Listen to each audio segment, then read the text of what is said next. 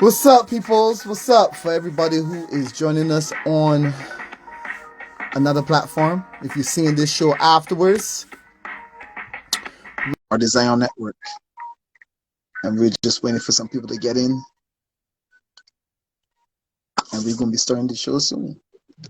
Yes, sir. Brother Mose, What it is? what's going on, sir? You know, it's another Sunday. You know it.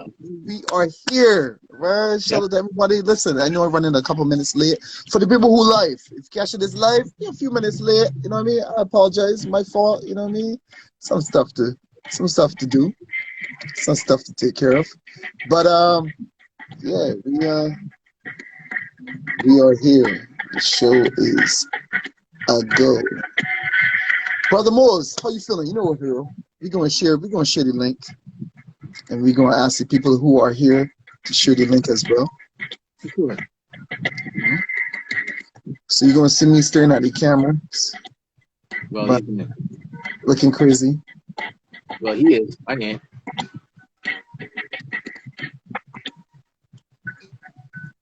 Moles, how was your week? How you Well, feeling? it was great. It was really great. Monday started off very well. It was cool. I didn't get to do nothing for my birthday, but I just chill, as I said. Uh, shared a little insight to who he was, and what influenced me on WhatsApp, doing stuff on status.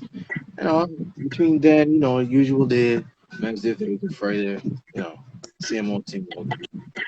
Okay. Yeah, it was great. It was chill. It was chill. Good to hear, man. That's what I like to hear. You know. Another year of you blessing the people, man. You know? It's a beautiful thing. Yeah, man. I give thanks always, boy. Because a lot of people haven't seen 36, and a lot of people aren't here totally. So Exactly. That is so true, sir. So wise beyond the years. By the way, I can't see who's in the group, in the chat. So if you get an invite from either me or Mose, we apologize. It's what we do here. We love to share and share, and we just share every time, every Sunday. Share your own. Don't worry about it. If you see us, you're like, oh, I'm already here. Don't worry about it. It's just that we care a lot, and Exactly. our participation is part of the things of what we do on this show, because we love y'all guys. So it is something that we love to do, and we share lives as much as possible. So yeah. Sometimes I even invite myself into the show. I don't know, but that's weird. That's just weird. It's what it is, man. I just sent you an invite. Yep, Just in case. and I ignored it. Just in case. Oh, you did? You ignored it? Okay. Yeah. Well, appreciate you, man. Thanks for being here anyway, though. It is all good. I'm here every Sunday. I'm here every Sunday. Oh, there we go. Let me see. I got to charge on this.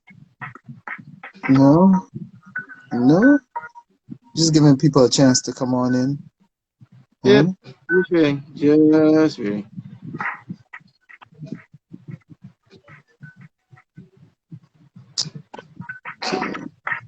Shout out to Mike Coasting on this beat, by the way. Xion exclusive. Xion exclusive. For sure. So how was your week, dude? Well, you didn't hear me? How was your week? Oh, sorry, fam. Yeah, my week was excellent. Man, my week was excellent. I did a little art, got a little sleep. You know what I mean? Okay. What more can you ask for? I know we're running a little bit behind, man. I feel like you're ready to start the show, man. You sure? What, you got some more people to invite? Well, I always inviting people. All right. Such a kind, caring person. So same for everybody who just joined us. You know what I mean? Why not Why not show some love and send a little Happy Valentine's Day by inviting somebody into the Xion Network Variety Show? You know? Share the love. Share the love. Share the love. Share We the should do life, it. the live We should. love. We should. No, no, no, no. You like that? Share Share the the love. live love. Share the love. Mm-mm. I like it. I'm sticking with it. I'm going with it. That's what I did. I've claimed it. I'm not even arguing today. That's just how it is. This is what we're going to do, fam.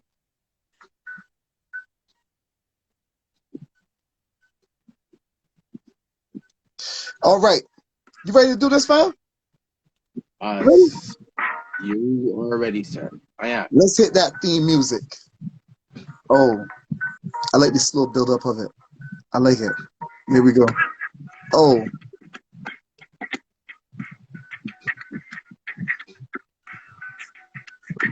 This is Xion. We are here to get some Xion. Are open. Welcome in. We appreciate you. Thank you so much for being here. We're running a few minutes behind, but that's all right. You know what I mean? The most important thing is that we're here. You're here. It's going to be a beautiful show. I got so much love. I am Shawn Alleyne, the head of the Xion Network. Yes, I see you people in the luscious lots coming with more love than Star Fox. It is true. With me, as always, is my boy co-host Julian Moseley, aka Mose, spelled Mohz.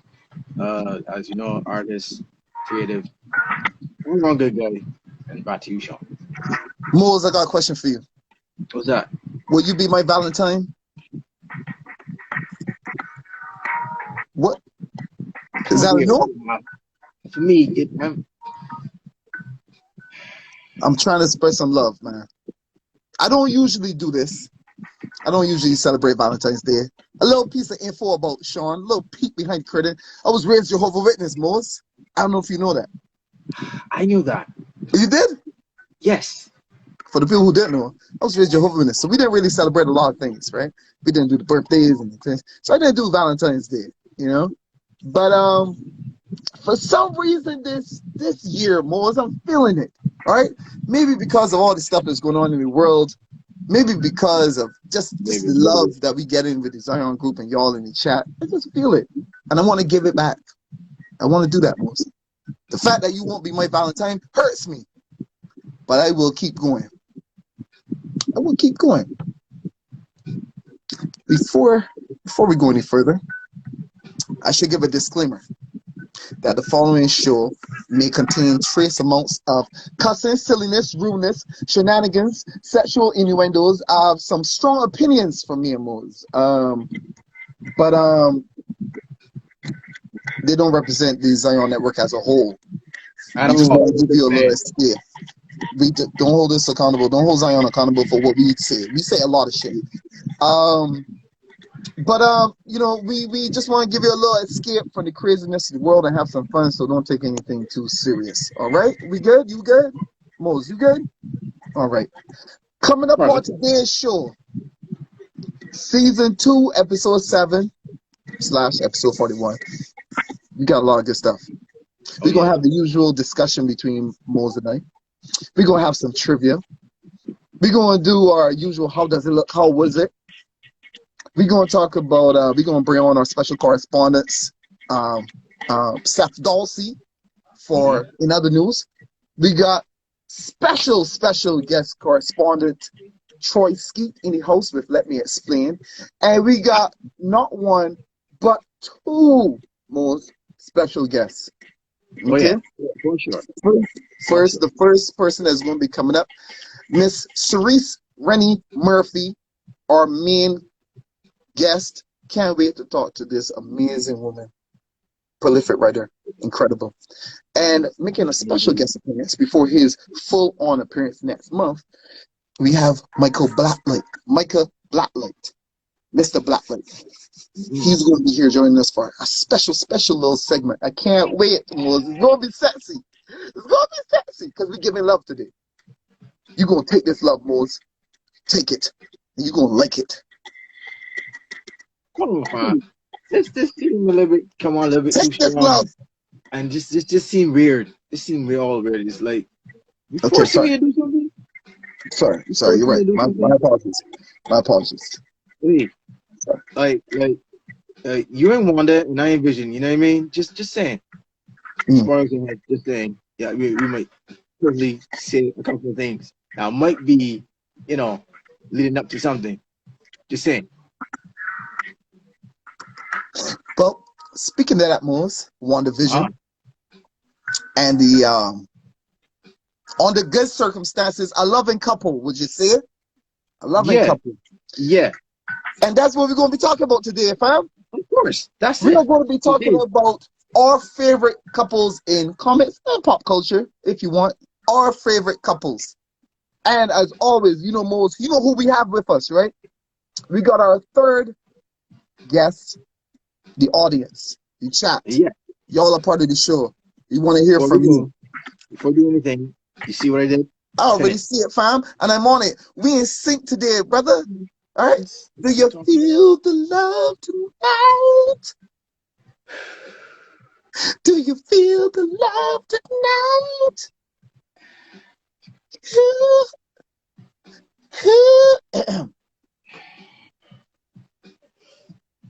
Yeah, that's the same thing I was kind of telling you. Like, yeah. Nah. No? It's a semitone you just have. It isn't working. Nah. Favorite couples, Mose. Yeah, definitely. Start us off. Yeah. Start us off. Who would you say? I'm gonna start us off with It's one of your one. favorite couples. Let me just say Mm-hmm. the couple I grew up seeing on TV was Lewis and Clark. Mm. Mm. Okay. Superman and Lewis, right? You Because went with that is a classic. it is a classic. I mean, it dates back from since 1938 or Mm-hmm. 37. I'm trying to remember which is which. But anyway, that's one. That was like the mainstay of characters of in comics that you would see interacting and doing stuff with for a long time. I remember, I don't know if you can remember, Sean, they had a series with Dean Cain, and he was Superman for a Mm-hmm. time, for a good set of seasons. Lois and Clark, The Adventures of Superman. I don't know if Mm-hmm. you can remember seeing it, but I remember seeing it I as a remember child, seeing it. as growing up. It was fun. I It remember was seeing fun it. for me. Mm-hmm. The back and forth with it, I just couldn't get it. Like, you know how I feel about Superman and his whole take off glasses, put on glasses, Mm-hmm. identity thing. They can't see it. I get it. As a child to this day, I still don't get it. I feel Hey, somebody who should address that at some point again. I don't know if they fully addressed it, but I feel Superman's power should be explained. That like he got to have some kind of telepathy and telekinetics or something like that to explain the strength, to help explain strength, to explain the flying, but also to explain how the fact that he's fooled people with some glasses and an S curl. But go ahead. second of all, it's gonna be a double for me. My other choice would be Peter Parker and Mary Jane or Mm-hmm. Gwen Stacy. You going with all the classics. Let's see. You going with Yeah, you got the peanut butter and jellies of the couples. You come you on, you man. got the chocolate and the Reese's. Like, I because see what you're essentially saying. it was like, here's a man who actually goes out. He's not rich. Like my Mm-hmm. other pick, he is Mm-hmm. not.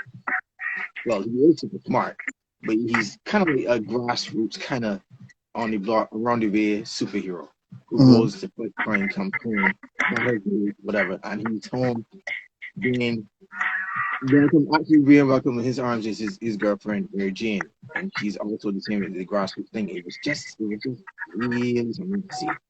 Mm-hmm. I would have loved to see Gwen Stacy and Peter at one point, but for writers who said like, well, Gwen Stacy had to die. I'm like, Mm-hmm. Okay. Okay. I think she's like one of those smart girls that I didn't get to see as often. Mm-hmm. Like they would have been a good couple, Mm-hmm. Peter and Gwen, in my opinion. Mm-hmm. But I don't know. It's something I still would love to explore, but it depends on if Marvel will grant me that. But I don't know. Depends. This is why I love the chat, right? This is why I love the chat, because y'all are hilarious. My boy Chrome96 said Gwen is the best side piece of all time. You're disrespectful, fam. You're disrespectful. Wow. All right? Shout out to everybody joining us. The topic of today is Valentine's Day. We don't usually celebrate, but we're giving some love back today. It's favorite couples of all time in comic books and pop culture. And Heidi asked, do Archie and Betty count, or are we only They talking do Marvel come. and DC? No, we talking everything. We talking They whatever do come. couple you want. That is Anything. a amazing couple. But is it really Archie and Betty? Because he sounded he got a little throuple thing going on. He got a little polyamorous thing going on. Let me be I don't real. know what it Archie is. playing. Archie doing his thing. Archie is one guy that totally has not made up his mind after all these years. In between the two, is like, is that a Betty because she's really cute and she's really fun. Then there's Veronica because she's rich. Then there's somebody else But you know, because it's not just because she's rich. You know what it is with Veronica too. Even though is that I feel is she's that classy hard to get type of thing. You know what I mean? and she's Because classy. She's really classy. Every time Archie, coming on, she was like, listen, chill, fam. I good. You know what I mean? Reggie right over here. But as soon Yeah. as Archie bumps back to Betty, here she comes. You know what I mean? So I think it's that enticement. You know what I mean? That's what got that. But Archie is a progressive series, right? They've done mature topics and stuff. I wanted to introduce the topic of polyamory. Just make everybody happy. All three of them just get together. That's all. Make it easy. You say y'all can't forget Batman and Catwoman. My next pick. Wait a second. Batman and Wonder Woman. So I'll leave Superman and Wonder Woman if we go in that route. Because Superman and Lois Lane, right? yeah, I know. I just think because some of them say about it works. I don't know. And yes, the new series with Superman and Lois is coming February 23rd. We will be talking about that later on. Actually, let me throw one into the mix, fam. Do it. And I saw my boy. Shout out to J Tunes. Me and J Tunes be in sync a lot of times. Rogue and Gambit. Now, don't ask me to explain how it works, because as far as I always thought for a while that Gambit was immune to Rogue's abilities. That's why he was pressing up so hard. That's why he was so confident that he could get in. You know what I mean? Because he's a Cajun, But then next thing I know, the touch. My mom was he was messed up. So I don't understand. Does her powers do affect him? But I think they kind of cloned it in recent days. No, the new X-Men. I don't know. So I can't tell you. I can tell you that. But I love it. Touch all over. He could definitely touch all over. He got places that so many men that did not need to go. So he's going there. He's like, mwah, mwah, mwah. I think in by today's standards, Gambit might be a little too much. You know what I mean? He a little too heavy-handed. But I like the charm. I always love Gambit. Always love Gambit. I love the charm of Gambit. I love the feistiness of Rogue. I like how, because she is untouchable, she had that wall up. Gambit being, the latest man and the charisma, blah blah blah. It was a challenge for him, right? It was exciting, but for years. Yeah, you know what I mean. It was exciting, but then it always felt like Rogue was the one to keep Gambit in check because she couldn't be touched, because she had that wall up. She used to, put him more in his place than some other people. You know what I mean? Like it made it more. It just made it more the will they, won't they type of dynamic that you see a lot in tropes. You know what I mean? So I like that one. I'm gonna throw another one in there. One of my favorite couples. I'm gonna throw a curveball in there, fam. Mulder and Scully. I never wanted them to be romantically involved. I like them as a couple, right? Throw a curveball out there, people. It ain't gotta be romance. It ain't gotta be the horizontal tangle. You know what I mean? But Mulder and Scully went together like hamburgers and fries. They just meshed well. The chemistry was there. I was actually sorry that they made them romantically involved. Wait. Hold up. First of all, I can't stand Sully's ass. You can't Like, stand who? I couldn't stand Sully. I mean, like, Mulder always used to tell Take it her, back. like, these Take it things. back, Wait a fam. minute, I was wait a trying minute, to be wait a pleasant minute, today. wait a minute. I'm going somewhere with this, all right? Just give me a minute. Because there is a relationship works with it because he's trying to tell her these things exist. She Okay. on a different level saying that they do not. Even though it happened to her, she did not even think that it exists. But you still tell her what this, you understand what I'm saying. So these things happen. But yet still through all of that, he was still there to tell her, well, as my partner, as a friend, I'm always gonna be here. If you don't, I'm gonna hold your hand through this whole I'll entire be trip. there. I'm bringing you along just because I appreciate what you're doing. Even though you don't believe it. None of this shit I believe in, it is cool. But I'm gonna be the bigger man, I'm gonna be the guy to hold your hand and bring you right along. Even though I personally, as Mose, still don't believe in Scully, even to this day, I don't. It's a perfect. It hurts It's me. kind of a It hurts me that you would say curveball, it. yes, but is I understand where you're coming from. So yeah. And you know what always got me with Scully? I was always puzzled as to whether I'm attracted to her or not. She was like low-key sexy. I could never quite figure out. I didn't know how I felt about her. If you're gonna throw a curveball, I'm gonna throw about one. God, Hear me hit when I me. say this. Hear me when I say this. Talk to me. I'm trying to remember the name. Silence Lambs. We're talking. Oh, you talked about Clarice and Yes. Dr. Lecter? Yeah, and Dr. Levin. Think about You it. you sick. You're a Think sick about person. no, think about it as if you're And going in relationship wise in terms of who goes well with what. It's kind of like Batman and Joker in this sense. okay. Right? Okay. Like, one can't do it without the other, as in terms of how it works. One can't do it Okay. without the other. One cannot exist without the other. He is destined to be this way with her and vice versa. I don't know. I guess I could see it. I can see it, I see where you're coming from, but I don't know. I see it. I guess, I saw it as a father's daughter thing. Nope. You know what I mean? Like a father-daughter thing. I think she looked up to him, she respected him for that. But couple, if we're using quotation marks, Yeah, if you inverted do, commas, a couple, two people in a situation.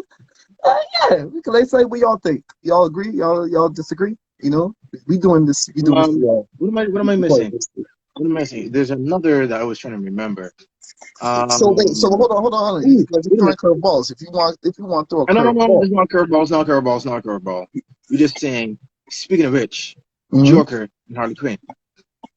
Like the most craziest dynamic, the most Very abusive relationship. Very toxic. very toxic relationship Very I've ever toxic. seen in my entire life. Very toxic. And Worse for than Ike and Tina. Worse than Ike and Tina. I just think. yeah, for a psychiatrist, you know what I mean? She was It's no better. personality was she I don't know how much help she was. Was she helping other people? Was she able to help any of them patients in Arkham? I don't know. Yeah. Harley Quinn got a lot of issues. But man, I tell you, there must be some good interactions. And by interactions, you know what I mean. Because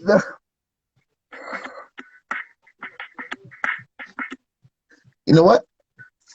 I think we're gonna take a break for a second. Nah. I think I got one more.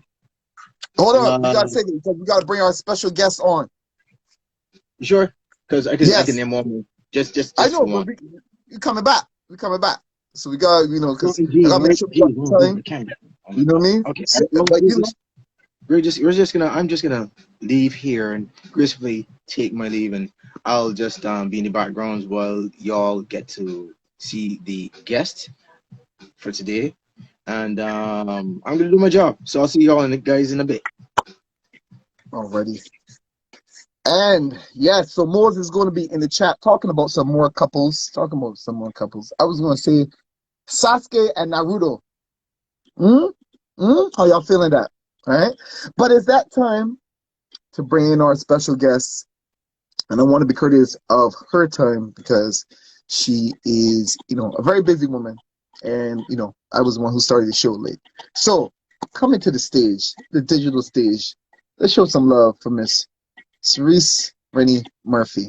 Miss Cerece, are you there? Are you there? All right. I just sent a request. I'm waiting eagerly.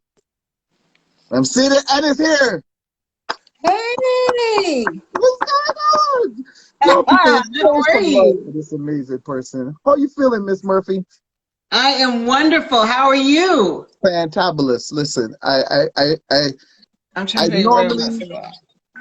normally try to contain my fandom, right? When I got the guest on, but I don't know. No. Can you see me blushing? Can you see the excitement? You I want y'all are wonderful. I want you people to know something first before we get into the interview. I reach out to a lot of people for the show, right? I try to book as far ahead as possible. And sometimes something comes across my lap. I'm like, oh, wait, I should have booked this person, right?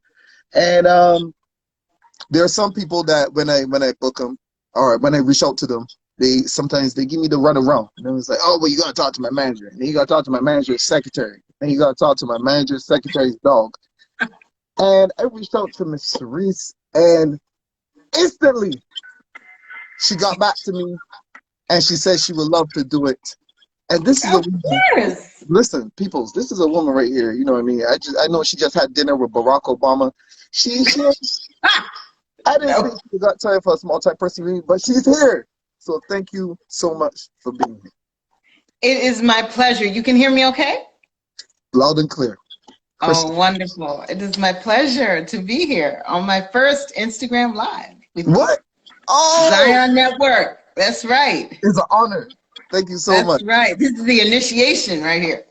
Yeah, I feel this is love keeps flowing. The love keeps flowing. But so I want you, if you can, and as little bit of time as you're able, because I know you could go on.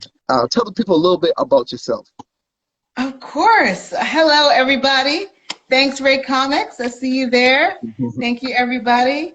Yeah, my name is Cerece Rennie Murphy. I'm an independent science fiction, fantasy, and children's book author. I've been a sci-fi fan since, I was a kid watching Empire Strikes Back. That's how I come to it. Let's see. I'm about to release my 11th book. You said 11? Yeah. Between the short stories and the novels and the children's books, there's a lot going on. But I am also the founder of Narazu, which is an online blog highlighting independent artists, and the founder of Virtous Con, which is an online sci-fi convention that's happening next week, Saturday and Sunday. Yes, so congratulations. Listen, people, this is what I'm saying. All right, just in that small amount of time, she's listed more things than 10 people have done back to back. All right, tell us a little bit about your convention, which we know is coming up. You said next week, right? Next Saturday. That's right, Saturday and Sunday from 12 to 5. Although our panels are going to be running from 11 to 6. We have over 40, I think almost 50 independent artists who are going to be in a live interactive floor show. We've got 2 panel rooms running with everyone from John Jennings and Daniel Jose Older to Tananarive Dew. We've got cosplayers. We've got everybody coming. And we've got some just amazing artists who you can actually meet and talk to and buy their work and support them. So it's just no YouTube links, no Zoom calls. It's really a live interactive space where you can come and talk to folks. That's what made me so excited, because I've seen a few of the online conventions now. I've been a part of a few online conventions, and I felt like something was missing. Right? They were good. We understand COVID out here just running rampant, doing what it does. You know what I mean? Being a fool.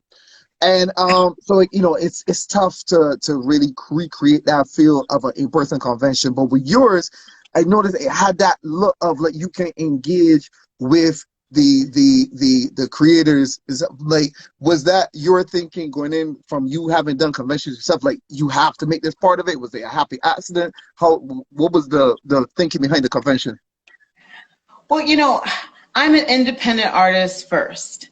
And, you know, I know everybody's trying to do the best they can with these virtual conventions, but a lot of them were focused on the panels, and that's wonderful. But as an independent artist, the lifeblood of a convention is about meeting your audience, sharing your passion, explaining your work so that you can make that connection. And a link to your website is never going to do that. That's not how we do our thing. You know, and so I was looking for a space where we could do what we do best, which is interact with people one-on-one, explain our work, hear what they love to read, you know, hear what we love to write or what to draw or create. So that's kind of was the impetus behind looking for a way to do things differently. And that was sort of the seed behind Virtous Con. But also as a fan, what makes a con is the interaction, right? Mm-hmm. We don't want to watch. We want to get in there and meet people and have exchanges. That is the heart and soul of a convention. Mm-hmm. And we can have that. And Virtous Con brings that back. So I'm just looking forward to people coming out. And I saw my brother-in-law. Hey, Murph man, thank you so much. Happy Valentine's Day, my dear. Oh shoot, the fans are in here. So I just put it in the chat for everybody, the Virtous Con, and for anybody who's watching afterwards, TheVirtusCon. Spell that. Con. Now, why I'm curious about, like, I'm that kind of geek that I like sketchbooks where they show like the behind the scenes of stuff. Mm-hmm. Why that name? What does the name represent for you? Oh, man. Oh, well, thank you for asking. It's two things. Well, first of all, it's a play on virtual, right? And everything that's coming up. But more than that, for me, it's about a virtuous circle.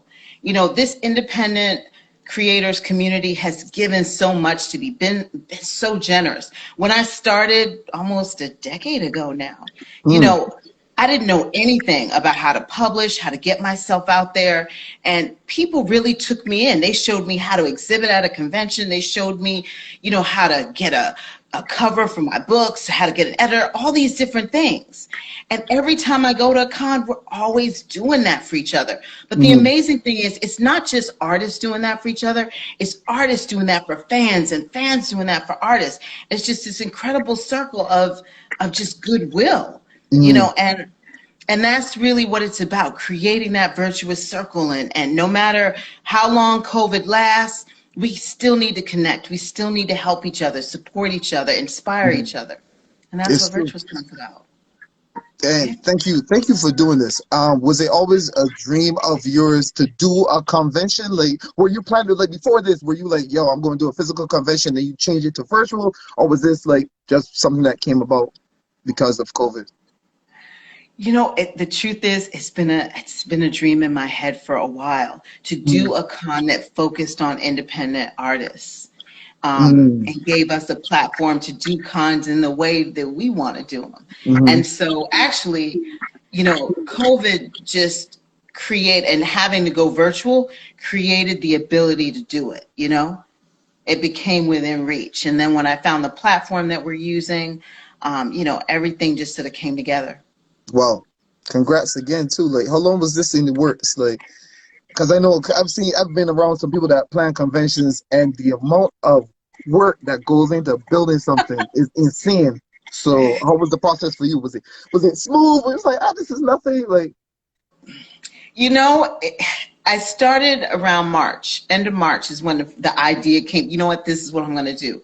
And you know, it's been a lot of work, but the amazing thing is, I have an incredible team. Because it's definitely not just me.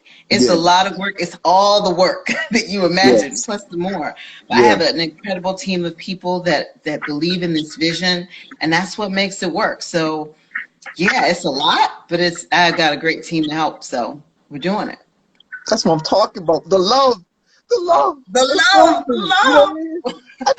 I gotta take a moment. I gotta shout out my team. I gotta shout out Moors and Ramon and Ron and all the guys behind the scenes That's that that do so much. team. Thank you, Glenn, and all that, man. We got this love. So, Absolutely. You can't get it done otherwise. but this is my thing. This is why I'm amazed at you, Cerece, because you're doing all this work on the con. You're a mother. You got life going on, and on top of that, you're doing all these books.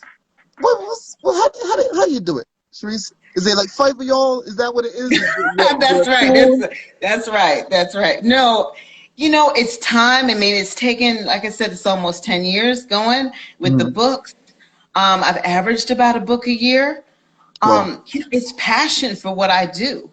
2020 was difficult on so many levels. But my work, like I worked on this short story collection that I hope to release this year. Well, I will release in the spring. Those stories became like an escape for me. A place where I could go and pour out everything I was thinking and feeling. And when I'm not writing, I start to get like a twitch. You know what I mean? It's like, it's this thing that I need to do. It's a part of me.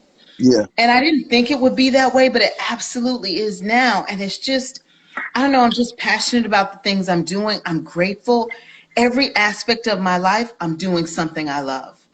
That's beautiful. So, yeah, it's hard, but I'm so grateful to have the opportunity to do it. You know what I mean? And you're doing it well. That's the thing too. You know what I mean? It's like you're operating at a high level. I'm trying. It's not for lack of effort. I tell you that. It's not for lack of effort. So if we could travel down memory lane a little bit, right? Take it back a little bit. That's Tell right. me about your first book. Like, what was your first moment in self-publishing? What was the whole process there? Did you always want to do self-publishing, or was it a case where you left a big company because you're like, you can't contain me? What was? Take us back to the origins. Oh man. Well, first of all, I never wanted to be a writer. I never thought I could be a writer. For real? I've been writing for real. I've been writing poetry since I was like 11. I never shared it, never wanted to. And the poem you posted the other day was, I think it's yesterday, was amazing. You beautifully done. Yeah. So, there you go. But yeah. So I've been an avid reader, but I never thought that I could write anything longer than 5 pages. I used to tell myself that, even though in my day job I was a grant writer writing 25, 50-page grants on the regular. And I never connected that. But then I had so I was washing the dishes. This is real. I was washing the dishes and this vision came to me. I saw this man walking towards me. He had this sort of ashen skin and a cataract-like film over his eyes and ash blonde hair, even though he was a black man from Tanzania. I knew he was a seer, and I knew he was enslaved for that ability, and I knew that there were people all over the world suffering that fate. I had that vision in my head. I knew there was a drug called Liridium that was the reason why his appearance was the way it was, and the people that were trying to control his gift were using that drug to access his ability. Like that entire thing came to me while I was washing the dishes. And when you've been a sci-fi fan for as long as I have, since my mom took me to see Empire Strikes Back in the theater when I was 7, you don't let go. I love the story. I wanted to see how it would end. And so immediately I knew I would try to write it. And I didn't know if I could write the story in my head, but I knew that I would try. And that is how it started. And I just haven't let go. I believed in the story and I believed in these characters, and I felt so honored that they were telling me their story, and there was no way I was going to let them down. Now, did that story become your first book, or did you put that to it was? No, that was the first book. That's beautiful. That's my first trilogy. Because sometimes people have an idea for something and maybe they don't want to spoil it, or they make it bigger than it is, and it always sits on the shelf, and then they end up doing something else. But you saw it through, and you did that as the first story. Absolutely. No, I love that story so much. But I also did an outline, and that's something that, if you're a new writer, it can seem really overwhelming. Put it down, get the story down. And I do this to this day before I start writing a book, because I got a lot of stuff going on. At the end of the day or the beginning of the day, whenever it is, I'm usually tired when I'm writing. So I can't be sitting down and waiting for inspiration and thinking, oh, what will I write? I don't have time for that. So I do all the sort of brain work ahead of time. I do an outline. And that is really what anchored me to that story. That's what did. So when I came to it, I'd be like, oh, chapter 1, this is what happens. And then I just let the story come to me. So I had a roadmap. Yeah. So, and what was the name of your first book again? Order of the Seers. Order of the Seers. And is that still available, or was it something you were like, you know, was it limited? He was like, oh. No, all my books are available. Amazon, Barnes & Noble. No, I love those characters. That's going to be out forever. And just as a reminder, you know, we want to hear from you as well, everybody in the chat. This is live for the people who are watching this afterwards, so unfortunately you can't answer the questions, but for the people in the chat, you know, Cerece is here for you. Cerece, I gotta keep Cerece. That's all right. So, you got it. So we got a question in the chat, Cerece. The question is, what inspires you to write? The characters. You know, them telling me their story. Creating, inspiring people. You know, I started out saying I'm an avid reader. And I can, you know, so many books have touched my life and changed, you know, my life. And when I think I have a story to tell, I know what that means, like sharing that story. Because when I get it in my head, that's the joy. To publish it is to share that joy with somebody else. And who knows how it can touch them or heal them or make them think in different ways. So it's both those things. The idea that I'm honored to have a story, that the characters have told me their story.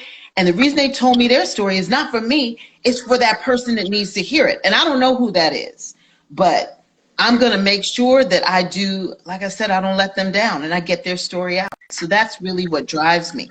Sometimes writers can get caught up in their own doubt. Like, oh, am I the person to write this story? I can't do. It's not about you. You're just the vehicle. It's about the story and who needs to hear and see and touch that story. You know what I like about what you said? It gave it such weight when you said you don't want to let these characters down. Like, these are real people to you. And I think I got that crazy thing going where I'm hearing these characters. They're talking to me. They're real. Yeah. And I think like that makes it just the writing more powerful. You know what I mean? And I think it makes people connect to the characters more because it's like, yo, I know that person, or I got somebody like this. So what would be, because I love what you said about getting the outline, right? And me personally, this is a personal question because, you know, I'm trying to do my little writing thing. What's some You are doing it. Thank you. What's some advice you could give to new writers? The best piece of advice I've ever gotten is to believe in your story. Because belief in your story and your characters will get you past your self-doubt, will get you past your fear. But you have to believe in your story. So that's the single best piece of writing advice I've ever gotten. The next is, you know how you finish a book? You start and then you don't stop. That's how you finish a book. You keep writing until you finish. It's not magic. You don't have to have an MFA. You don't have to have anything. What you have to do is you have to start writing and don't stop until it's done. That's how you finish a book. So remember, it's not magic. And you can edit anything. It doesn't have to be perfect. That's the other myth that, you know, it's going to be right off the page. There are hot steaming turds all over the place. That's what your editor is for. That's what your second draft is for. But you can't edit what you don't write. Yeah. You know, and I could tell that you're a mom because just know you put on the mom voice. And I felt a little scared. And you was like, you start writing and you don't stop. I was like, oh. But I love playing bad cop. Don't tell me you're trying to write a story. If you meet me at a convention, I'll pull out my notepad. What do you need? You need some paper? You need some pen? What you mean you're trying? Say no excuses. You know, you need a thesaurus? Like, what's going on? What do you mean? Pen, paper, right. You got this. Yeah. So that was your first, but the Order of the Seers, is that the name of the first trilogy? That's the name of the first book, but the trilogy is called Order of the Seers. Yep. Okay, so what was when you were finished? Two things. What was the feeling and what was the response? Oh man. All right. When I finished, I burst out into tears. Because it's been 3 years of my life, and this story that I imagined, and now it was coming to completion. And so I burst into tears, and I can't tell you exactly why, but I did. The reaction, from readers was just incredibly generous. People were kind. But I love this story. And I felt when I read it back, I knew I had done the best I could with it. And I was ready to write something less intense. And so after that, I wrote a historical romance. Oh, okay. Switch it up on them. I had to. I was like, oh my God, this is so, superpowers and people fighting and saving the world. Whew, I needed a break. A historical romance. What's some other genres you've written? Actually, you know what? If you don't mind, run down the books. You say 11 books, right? All right. Run them down. I want all of it. All right. So Order of the Seers is a sci-fi trilogy about a group of people who can see the future, and they're enslaved for that ability. So that's the trilogy. It's done. You can go read it. Then the next book is To Find You, and it's a historical romance about two souls trying to find each other through time. And it takes place in 4 different time periods. It starts out in 1750s Ghana. It moves to pre-colonial India, then Pearl Harbor during the bombing, and then a futuristic Washington, D.C., which is where I'm from. Oh, okay. So yeah, it's a historical romance, but it's the kind of historical romance that a sci-fi action person would write. So it's not your typical romance, but I love it. And then after that, I wrote the Ellis series with my son. Ellis in the Magic Mirror and Ellis in the Hidden Cave are about a little boy who, the first book, discovers a magic mirror and discovers there are trolls hanging out at his school trying to stop kids from learning. How old is he? He's 13 now, but he was 6 at the time. Oh my God! When we started writing it together. You got a prodigy. You got a prodigy on your hands. Oh, he's amazing. He's amazing. And there's lots of action, adventure, and it's designed for those early readers between age 6 to 9 who are ready for chapter books, but they need the pictures to anchor them to the story. So it's fully illustrated in color on almost every page by an amazing artist by the name of Gregory Gray. And so those books are out. And then the last series that I published was The Wolf Queen, duology, which is about a young woman who discovers that she's part of an ancient legacy of sorcerers, and it takes place in a mythical ancient Northeast Africa. Oh my gosh, it's incredible! I got to do more. And then there's some short stories in there that So, and what's the latest that you are about to drop? I think you mentioned a collection of short stories that you got coming up. Yes, 4 short stories, everything from a sci-fi western to actually. Yeah, to Murderous Fairy, and there's sort of I want to describe it as a slave narrative, but it's not quite. Okay. A hard sci-fi with bees. So yeah, that's coming out. That's coming out in spring. Yeah. So I know you're already doing a lot, right? I don't want to be greedy, okay? But I'm curious. Any plans on a comic book, graphic novel, maybe turning one of the novels into a graphic novel? Maybe? Oh, man, I would love to. So the short answer is yes. Okay. The long answer is I need some time. Because as you well know, graphic novels and comic books are a completely different type of storytelling. It's its own type of genius. Yeah. And it's not just, adding some pictures and all the words. It's completely re-envisioning the method of telling a story, which, I'm just in awe of what you guys do.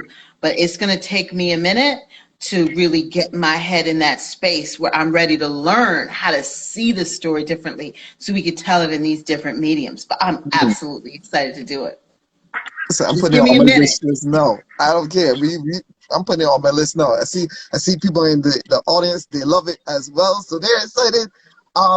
So a question I'm wondering, going from your first book to now all these amazing things that you're doing, what would you say is the biggest change you've seen in yourself as a writer, as a person? Oh, I'm better. There are a couple things. Like, no, seriously, I was writing the short story collection and I could just feel it. I was like, I'm a better writer. And it's so exciting to be able to say that to yourself. You know what I mean? To see how you're able to, you don't need all the fat. You don't need as many adjectives. You know how to get right to the meat of that scene. And that takes time. And the only magic, like I said, is just keep writing. You don't just magically wake up. It's just because I've been doing it and I don't stop. So that is the big change. I see myself getting cleaner in my writing, and I love that. The other thing is that I'm like a fear ninja. You know, before, when you first start writing, you have so many doubts, right? And those doubts will shut you completely down. Now I know how, and it, you know, a bad review would like shut me down for the whole day. I'd be like, oh, nobody likes my book, you know. But now, if I get the "who do you think you are," I can put that aside. I'm the person writing this book. Who do you think you are? You know, and then, you know, that sort of bad thing on your shoulder just shuts up. You're like, oh, I don't like that. Oh, yeah, well, I'll get it in the edits. You know, I just keep it moving. So my kung fu is much better when it comes to just shutting down all the negativity and just getting about telling a story. Okay. What is? And I still love it. I think that's one of the most important things, the fact that you still love it. You know, I think, you know, sometimes you could tell, like, you can tell you're passionate. I think there's some people that do it just for a check or just to say, like, you know, hey, I can't do anything else. But it seems like you definitely love it. And with that in mind, what is the next step in for Cerece Rennie Murphy? Like, you know, is this the Hollywood, here I come? Like, what is... Oh man, well I'm definitely open to exploring different mediums for my stories. You know, first we got to get through Virtous Con next week. And I'm excited about that. Excited to see how that comes. We've got another Virtous Con coming in June for Juneteenth. Oh, yes, sure. no, that's already in the works. That's already in the works. So bigger, better. I gotta change my whole life over. I gotta do more. But yeah, you say Juneteenth.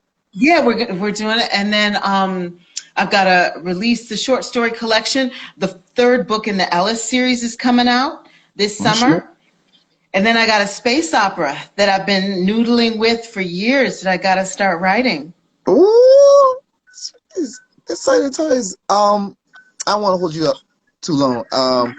For everybody that is now tuning in, thank y'all so much for being here with us on the Xion Network show. This is Cerece Rennie Murphy. I saw my girl Rory just joined in, an amazing writer herself. I got to shout out Rory. So with take us back a little bit now to Virtous Con. I want to bring it back full circle. For anybody who may have missed the information, can you tell us again, when is it? What's going to, you know, give us the rundown on Virtous Con? All right. Virtous Con, for everybody joining us, is a truly interactive virtual con experience. We have a floor show with almost 50 independent artists who are just absolutely amazing. In addition to that, we have 2 rooms of panels going, featuring some incredible cosplayers, authors, writers, comic creators, just so many wonderful people who are coming to be a part of this interactive experience. It's next weekend, February 20th and 21st. The floor shows from 12 to 5. The panels will run from 11 to 6. And I also forgot to mention, from 5 to 6 on Saturday the 20th, we're having a DJ. We're having an after party. It's going to be fun. What? Yeah. To come out. Yes. And something that's, I think this is important to mention, like this is free, right? Like they just... It's absolute, yes, thank you, my dear. It is free to all attendees to just come and have a good time and support some amazing artists. COVID safe. And COVID safe. And it's just, I think we can put the website in here, but it's just go to virtuouscon.com. Yep. Virtous Con. Absolutely. Okay. .com. Yep. And I don't know if anybody is interested. Are you still accepting vendors? Is there still space for vendors? I am. We've got till the 18th. So come on, if you're an artist and you got those books, those comics in the back, Bring them. This is the time to sell them and interact with an amazing audience of people who want to know about your work. So go to virtuouscon.com, sign up as a vendor. The deadline is the 18th. Come on. Do you see what she's doing for y'all people? Do you see the love? Do you feel it? But it's not over. It's not over. Because you know how we do here every week on the Xion show. We do a little trivia. We like to give back. Cerece, I want to invite you to be part of this trivia because when we first started off, I used to like after the guests would come on, we would go off and then we would do like random trivia, right? But I was like, no, I want the trivia to be about the guests and show how important you are to us. So if it's cool, you know, for you to stick around for a little minute. You got it. You got it. Okay, cool. For everybody who's been here before and for the new people, I'll explain it. It's real easy. I'm going to ask you 2 questions. I'm going to pick 2 winners for each question. And all you got to do is just put your answer in the comments. It's that simple. The first 2 people to get their answers into the comments, you win. All right? Easy breezy. And I'm going to keep the questions simple. But this is why I want to encourage people to come on from the start of the interview and stay tuned because it's about you, Cerece. So this is my first question. Hope they're ready. I hope you're all ready. Okay. You know what? Before that, let's tell them the prize. Cerece, I want you to do it. Tell them the prize. Oh, well, anybody who, for the 2 people who win, or the 4 people who win, because it's 2 for each category, you will get your choice of a signed copy or a digital copy of any of my books. If you're international, it's going to be digital, but if you're domestic, I'll ship it to you, and I sign it. Do you feel the love, peoples? This is what I'm beaming. I'm beaming inside. So there you go. Like I'm low key about to use my other phone and try to enter because I need that. I need that as well. So okay, here we go. First question. Keep it. We'll warm them up with something easy. What's the name of Cerece's first book? What was the name of the first book that Cerece published? Kept it simple for y'all. Let's see who was paying attention. Let's see who could work their fingers on Google the fastest. For the people who just came in and maybe they missed that part, let's find out. Hey, Ragged Angel, I see you, girl. First 2 people to get their questions in, to get their answers in, you win. What is the name of Cerece's first book? Man. Ooh. We got some people. Woo! But I guess I should explain that if you won last week, you can't win this week. Ron, did you win last week? Ron is one of our regulars. He's always trying to sneak in every week, Cerece, and win a prize. Every week. He's greedy. You can't hate the player. You gotta hate the game. You need to put that disclaimer out there. I see some winners. I'm gonna go with the Young and Gifted 24 as our first winner. And second, I'm gonna put Ron, but I don't know, man. I feel like he won before. Ron, be honest. Did you win last week? I forget. Because the next person will be, am I saying it right? Tilaine? Tilaine. So I'm gonna wait and see if Ron answers. He did not. Oh, you lucky. You are lucky. So, unfortunately, because sometimes I can't stand them. Our winners are the Young and Gifted and Art of Ron. You are the first winners, first 2 winners for the first question. Nice job, people.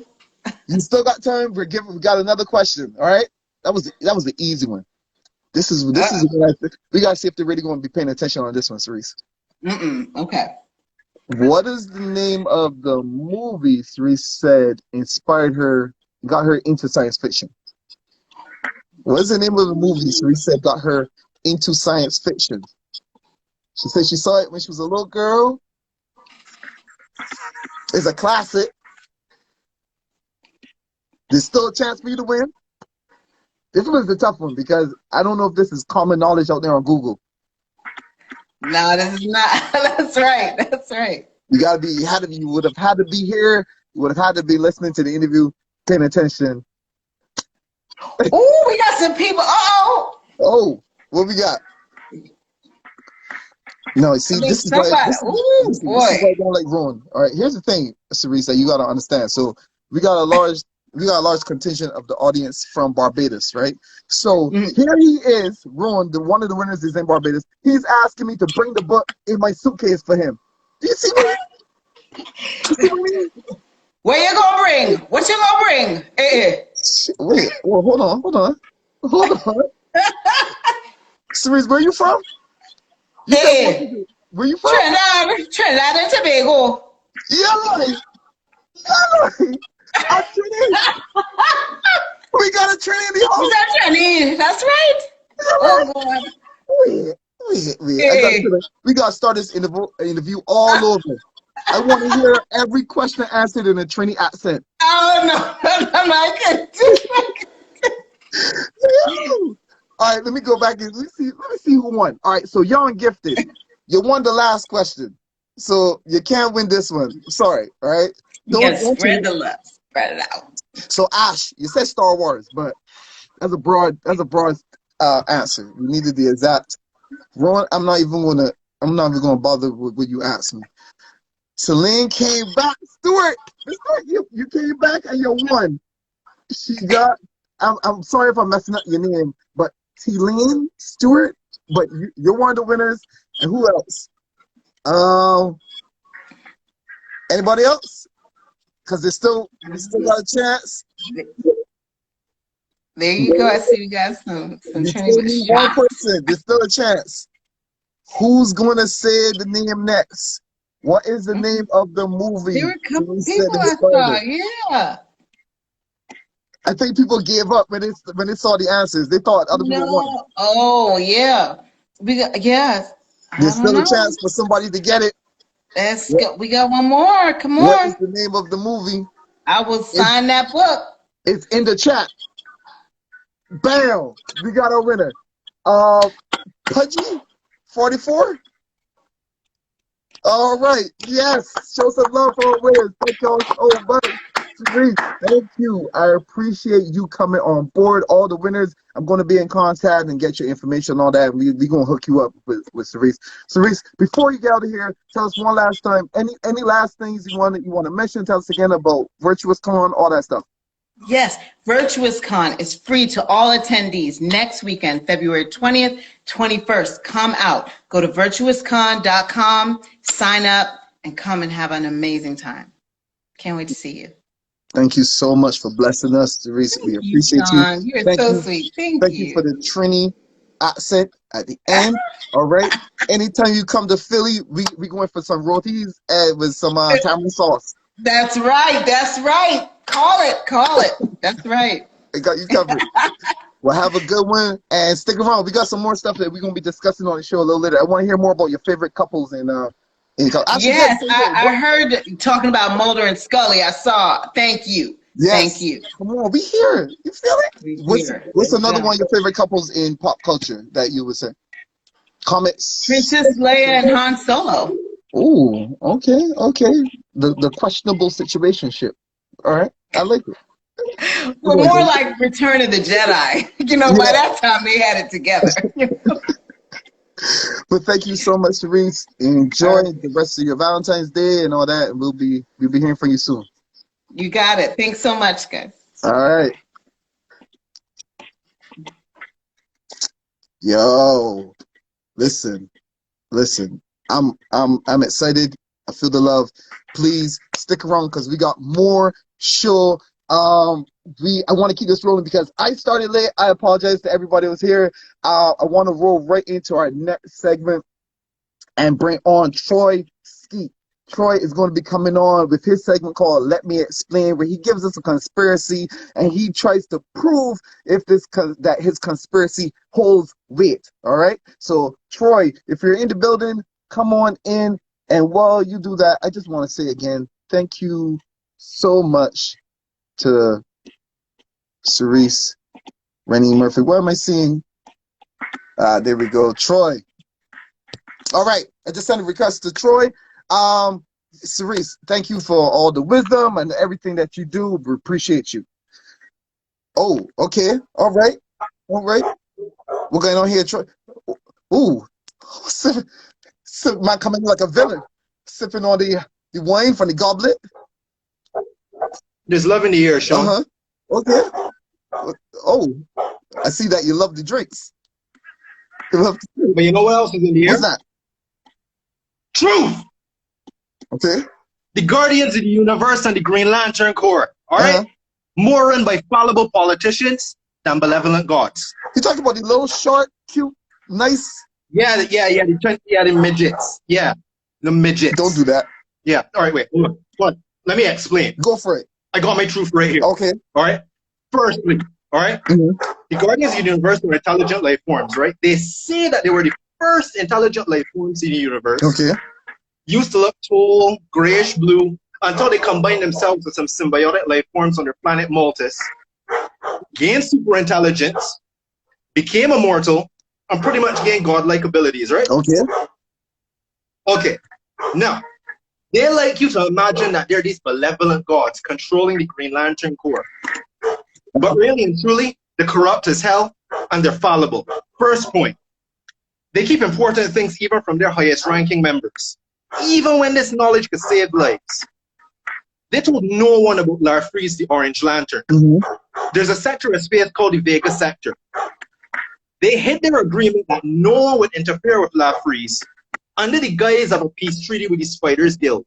And even when Larfreeze was a threat, both to the universe and the Corps, they took forever to say something, and it cost them the lives of Corps members and people in the universe. Okay. Secondly, they ignore inconvenient truths. They have a Bible called the Book of Oa. It contains all their rules and all their history. They rewrote this book all because one of their own was warning them that a prophecy called the Prophecy of Cosmic Revelations was supposed to come through. Because they figured, oh, this is just going to incite fear. We can't have that. It's not good luck. They burnt the prophecy of the Book of Oa. Okay. Rewrote it to add 10 new rules, one of which, all of a sudden, the Guardians of the Universe are, the Green Lanterns are authorized to kill Yellow Lanterns. Okay. Now, you would think that benevolent gods will have everything under control, right? The Green Lantern Corps is supposed to be a symbol of hope, a symbol of light. They're supposed to have everything down pat, under control, taking the hard road like Superman. Why the hell are they sanctioning the existence of a Black Ops group called the Corps? To do the jobs that too tough. It's a dirty universe, Troy. It's a tough universe. No? Yeah, it's a tough universe. I thought it was supposed to be God, Shawn. Okay. What are they doing walking around with what are they doing sanctioning a group of people that kill, torture, or do any underhanded thing to keep the peace? They don't wear insignias. They don't have rings. Even Guy Gardner himself said he didn't know that they existed. No, it's garbage. They allow ethically questionable procedures to be done to their soldiers like the Alpha Lanterns. Do you want to know what happens when you become an Alpha Lantern? What? You get chosen. No, you don't have to join. You're not forced. Okay. But I mean, pretty much you could consider the Green Lantern Corps kind of a cult. I mean, they're all indoctrinated. So who would say no, right? You get your power battery grafted into yourself. You lose all your emotions and a chunk of your free will. Well, I didn't know that. I'm not familiar with Green Lantern. The Alpha Lanterns will follow the rules of the Book of Oa to a letter. They are constantly infighting. Let me see. Who have they alienated themselves against? The females of their race, the controllers, who are pretty much the same thing as the Guardians, but after trying to create the Manhunters and deciding that the Manhunters, they were going to exile them instead of destroying the entire race. That created a rift. They have fought among themselves constantly. Some of them have gotten together and taken secret agendas that have caused wars, caused the creation of alternate cores, and destabilized the universe. And for gods, they have pretty flawed personalities. I mean, they're quick to anger. They're pretty slow to get anything done, and they have a tendency to hold grudges. And really, they kind of look down. I mean, they look down on us. And they pretty much look down on anything that they consider beneath them, often to their detriment, which makes them slow sometimes to take advice because they think they know everything. I mean, I understand that they're a force for good, Sean, but let's be honest. They're a force for good, but the Green Lantern Corps is run by corrupt, fallible politicians. Wow. You made some good points there, Troy. I'm just going to throw this out there. Everything you describe pretty much sounds like Old Testament God to me. I want to be that guy. I get it. I respect you. Just say, you know, the God in the God back in the day, the God in the Old Testament, he was pretty. Cause you know, like I know, Sean. I know. I would say Old Testament God kind of had a plan. It really sounds like they're just running shit from the seat of the pants. Just saying. You know what? I will bow to your wisdom, sir.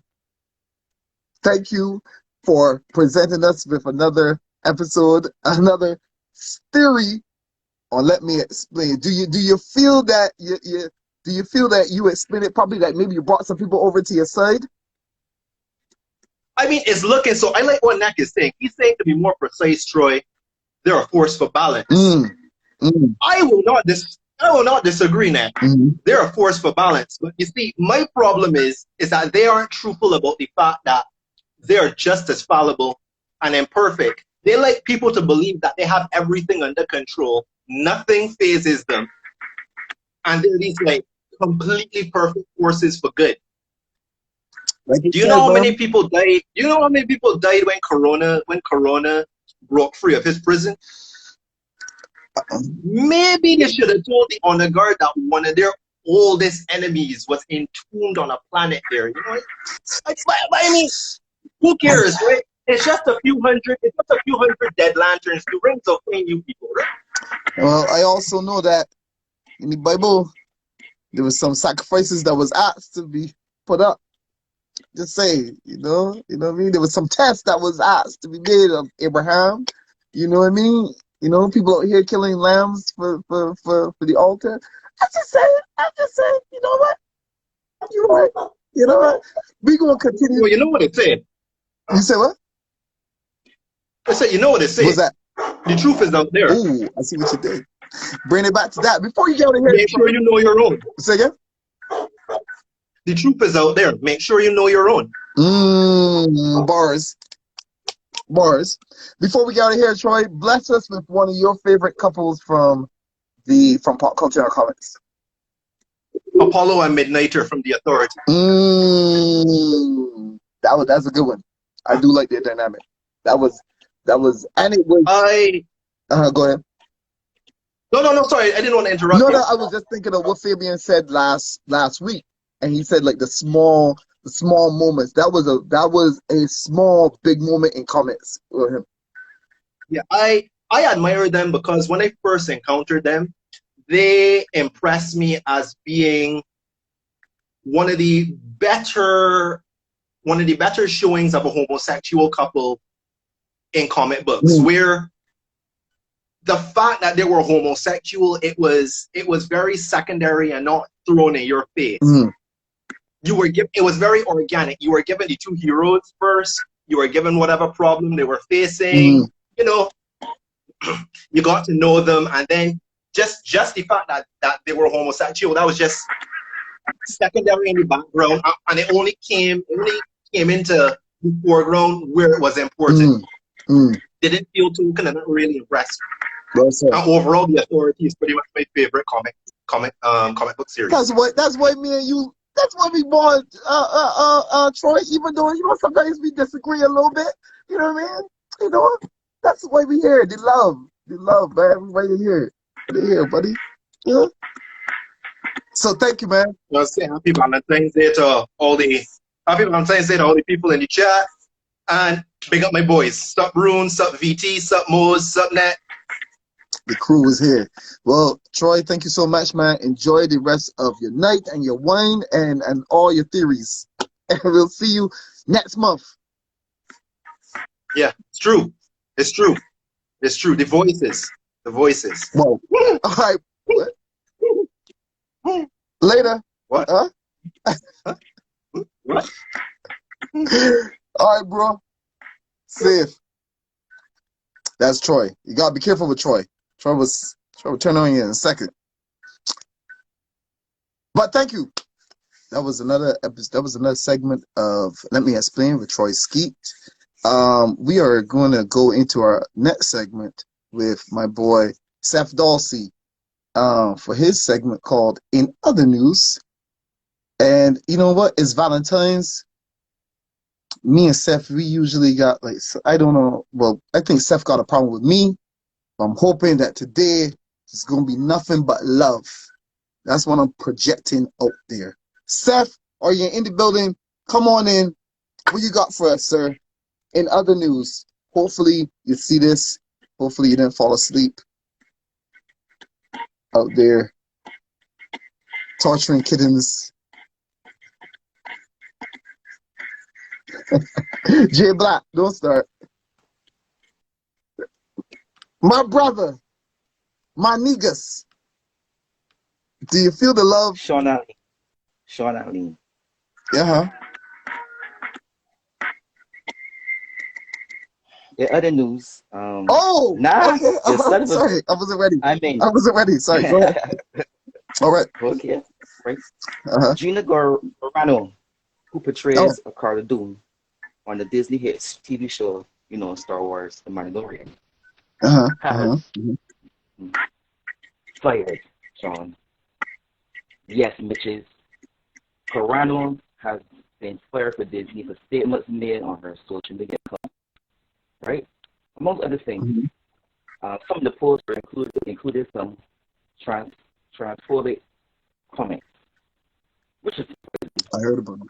coming from someone who herself looks like He-Man's long-lost younger brother. Right? Whoa, that's kind of harsh. But hold on real quick, Seth. I want to make sure that we can hear you. Is anybody else having technical difficulties hearing Seth? Because I feel like it is breaking up a little bit. The signal breaking up. Give me a thumbs up if y'all can hear Seth. Give me a thumbs up, some kind of sign. Because on my side, it's coming in kind of on the water, garbled. Can y'all hear him? Thumbs up? Yes? You hear me? Yes? Everybody, is it coming in clear? Let me know. Give me a thumbs up, thumbs down. He's fuzzy. All right. He's breaking up. Lagging a bit, but it's all good. Kind of, sort of. He is breaking up. Yo, Seth, is there another part of the house that you could move to that we could get it clear or no? See if it's a little better now. A little bit. Still a little fuzzy, but okay. You seem a little clear there. Okay. All right. So everybody, I wonder if to start over, or you could hear it start from where it stopped. Yeah. Let me start over, man, because I want people to really get what you're saying. It sounded like you was insulting that fine young lady. I don't know. I could be wrong. Hey, shut up now. I'm here. Let's keep the love. Let's keep the love going. All right, Gina Carano, right? Right. Is cartoon in the hit Disney TV show Star Wars: The Mandalorian, right? Okay. She's been fired. Get the bucket. Get the hell out of here. All right? Okay. So, Carano was fired from Disney for statements made on her social media account. Yeah. Things. Some included some transphobic comments, right? Ooh, which is coming from someone who herself looks like He-Man's long-lost younger brother, right? I was hoping that wasn't what you said. I was hoping that's not what you said, but you did say it. Okay. All right. Continue. But fear not, though. Fear not. Rumors are saying that she has a new role. As well. Right? Flipping houses. Flipping houses? Like a reality show? No. Flipping houses, not a real estate, not a reality show, but literally taking houses and flipping them.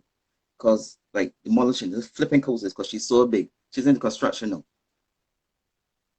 Right? She's a beautiful woman, Seth. Well, a beautiful woman with Mali and tight. Anyway. The Kid Crusader has a new villain. Batman meet Miracle Molly, the second command of something called the Transhumanist on Sanity Collective. Stupid name. Ridiculous. Very stupid. And also, she's an engineering genius that can repair any tech. So she's very, you know, she go with your hands, right? Okay. But you go from Killer Croc, Batman, being and such. Know your newest villain is a only white girl that's good with your hands. You are Batman. I love Batman, but he's as effective as a bulletproof vest that's made of paper towels, right? It's a little harsh. Has all good intention, but it's technically useless and ultimately fatal. You can do it. I think I can see Troy being triggered somewhere, but okay, all right. In other news, Carl Danvers, aka Captain Marvel, right? Everybody know Captain Marvel. Has reportedly had a relationship with Maria Rambeau, and those of you who are watching WandaVision will know her as the mother of Monica Rambeau. You know what I mean? Interesting. I can't wait for the spin-off movie. A spin-off movie? They getting a spin-off movie? Captain Marvel 2, No Man's Land. Produced and directed by Big Willie for Pornhub and distributed by Disney's new channel, Disney Raw. No. Stop. No. Right. Enough of that. In other news, hide your kids, hide your wife. Reports are in that Kevin Feige wants Harlem's guardian angel back. You know who's that? Sources are saying that the Smash Brother, Mike is to reprise his role as Luke Cage, the Pole Man. As a result, Rex will be releasing a new line of coffee flavored condoms called Sweet Christmas. Jesus Christ. Stop. Sweet Christmas. I'm going to cut this segment. You need to stop. You can't do this. You can't do that to people. The fans, this is what the fans want. This is what people want to hear this segment. People want to hear this segment. You said coffee flavored condoms called Sweet Christmas? Sweet Christmas, yeah. Nothing gets you going like a little coffee in the morning. Are you done? Are you done? Done, not done.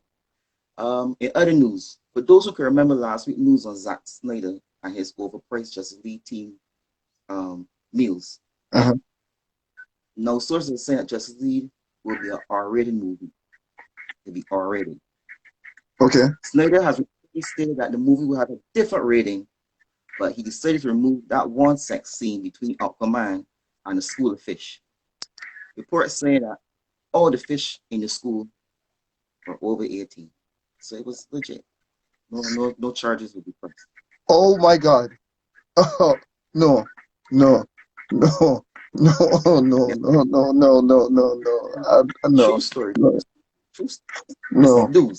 This is news. Oh Shawn God. It's Valentine's Day. Yeah. He's still a son of a bitch. I know. Wait. God. Okay. So everybody, from now on, I'm going to do a disclaimer in the beginning that includes Seth's section. All right. The views expressed by Seth in other news do not reflect those of the Xion Network as a whole. I apologize. He said a school of fish. And they were all over 18. I need a cleanser. I need a cleanser after that. All right. I need some positivity. I want to introduce a special segment. All right. This is where I'm going to bring our second special guest of the evening. This man is going to have a full interview next month. But for right now, he's going to give us he's going to give us just a little taste of his unique wisdom. Coming to the digital stage, I want to bring on Micah Blacklight. Micah, are you in here? Are you in the building? Come on in, sir. Come on in here. There he is. What's going on, sir? What's up? What's up, man? Man. Oh no, brother. Thank you for coming on and saving me. I want to do this. Right, people. Micah is joining us for this special segment. Who knows? It might be an ongoing thing. We're gonna call this the deep dive with Mr. Blacklight. Addressing the grown and sexy artist in you. Yes. All right. There we go. Clap it up. Show some love for our special guest. How you feeling, sir? You good? Yo, I'm pretty amazing, man. I'm really happy to be here. I saw enough of the lunacy to know that you know what I'm saying? Like, the timing is perfect. Couldn't be better. You know what I mean? Well, thank you, man. So, you've been an artist now for years. You've been doing some amazing work, multi-talented artist in different facets and stuff like that. But one of the things that sits out to me the most is your work in the risque eroticism of art. All right. So what we're presenting to you today, if you can give us some advice, if you can bless us on this Valentine's Day, right? Yes. How would someone like, I don't know, maybe me, that might be thinking of getting into eroticism in art, how would I do that? What's the first step? What's the mentality of a person for all the people in the audience that might be thinking about getting into eroticism in their art? Maybe you're even curious about the world of eroticism. What would you say, Mike? Help us out. How would we get into it? How would we deal with it? Give it to us straight. What's good? Okay, so I got the deep dive goggles on, you know what I'm saying? So we ready to go in, you know what I'm saying? Like, Let's do it. We got the equipment. I would say the first piece, the very first piece, especially for any of y'all artists out there who you already have, you sort of feel like you've already got a feel online or yeah, I heard the fish were loose. Y'all are tripping. You've already got a feel for what you're doing, right? And you feel like your audience has a feel for you as an artist. So you're kind of a little bit, I don't know, about going into this other realm that isn't other realm. I'd say the first thing to do is change your thinking in terms of everybody has multiple facets. All of us have multiple aspects of ourselves, right? Like none of us are just one thing. And a whole bunch of, I'm looking at y'all's comments, and a whole bunch of folk right now. What up, Zena? Shout out to my peoples. A whole bunch of folk think that we have to stay in one lane in order to do our art, in order to be liked, in order to be accepted, what have you. And the first piece is just to recognize that everybody's multifaceted, and you showing that you have more than one facet is only going to be a good thing in the long run, because you're giving yourself room to stretch. You're giving yourself room to breathe, right? And sexuality is one of those things that for some reason on a whole bunch of different cultures, black, white, a bunch of inner black, like there's Caribbean, there's American inner city black, there's Western, there's Southern, there's Northern, there's African, like within almost all our cultures, sexuality is like, whoa, okay, hold on. You know what I mean? You know what I mean? Like it's this thing. And it's allowed out in very specific sort of realms, like dance, like music, you know what I mean? Like carnival, like the events, the festivals. Then you allowed to get your sexy on. You allowed to, just do your thing. But the minute it comes to art, the minute it comes to bringing it into your home or creating it, it gets into a different conversation. And so I think the first place to switch is your mind, right? And just think about it a little bit differently. And second, to start looking at what parts of the erotic zone realm you would most like, what you're most moved by, because erotica could be anything. Yeah, I mean, like if you put up the word erotica, a whole bunch of different stuff will come up. You put up porn, that's porn. You know what I mean? You put up sexy, there'll be a different thing there, right? But for Mm. the grown and sexy, I like it when you add the grown and sexy, because I feel like there's a sort of different connotation with that. That means that it's cast who are not trying to be anything.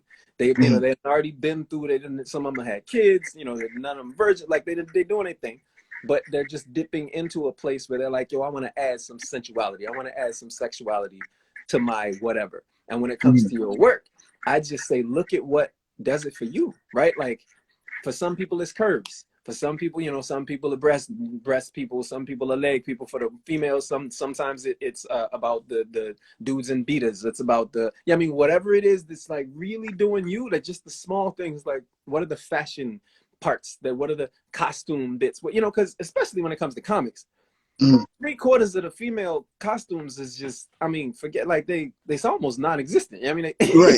It's like, are you even wearing it? No, you can't, whatever.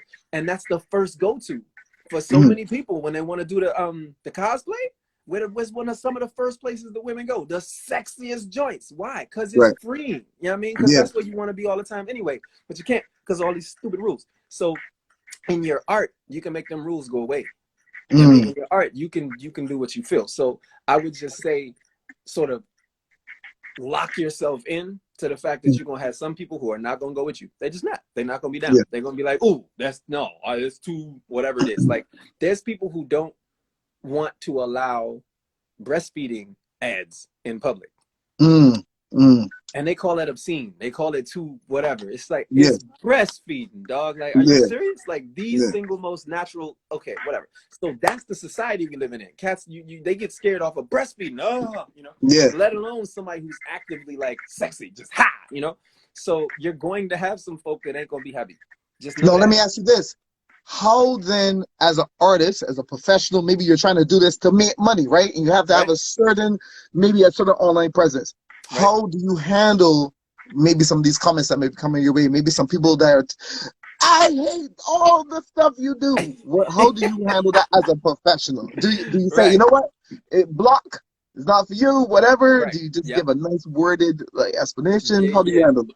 Yeah, okay. So one of the first pieces is the way I present my stuff. I get really excited, right? So I allow people to buy into my excitement. So I'm not just posting it. I'm not just putting stuff up. I'm posting along with thoughts that are just like, yo, I'm loving this part. I did it out, and people either get hyped or they don't. Feel me? But you get to take people on a ride. So the first thing I'd say is do it with your personality. Whatever whatever way you would be speaking, whatever you would like to say to it, make sure you say something. Don't just put it up, especially if you're changing gears. You know what I'm saying? Like if you've been comic, and all of a sudden you got some like super sexy stuff.